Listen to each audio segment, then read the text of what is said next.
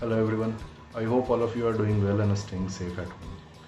I'm here to announce that I'll be taking a video conference webinar on the arbitration law practice and procedure mostly on 26th of April 2020. That is this coming Sunday at 5 p.m.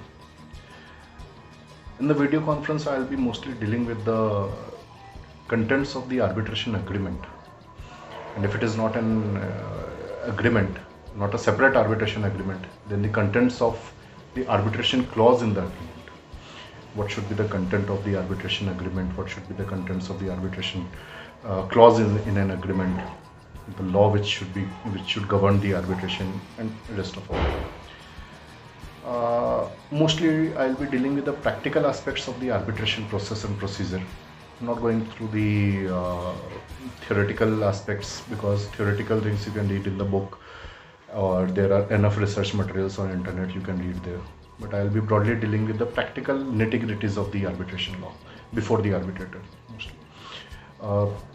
Then I'll be dealing with the invocation of arbitration proceeding, how an arbitration proceeding is invoked, because we all know how a suit is instituted, we all know how a criminal proceeding is instituted, and there is process for institution of various legal proceedings.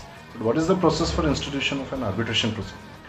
I'll be dealing how an arbitration proceeding is invoked under section 21 of the Act. Then I'll be dealing with the process of appointment of arbitrator, how an arbitrator is appointed, whether it is a sole arbitrator or it is a bench of 3 arbitrators or 5 arbitrators as per the agreement, whatever it is. Then I'll be dealing with the mandate of arbitrator, that is under section 32 of the Act. What is the mandate of arbitrator? How the tribunal mandate of the tribunal could be terminated? What is the powers? What are the powers of the arbitrator? Whether the arbitrator can recall its own order, or once the mandate of the tribunal is terminated, whether the tribunal has the power to proceed, and the rest of the issues.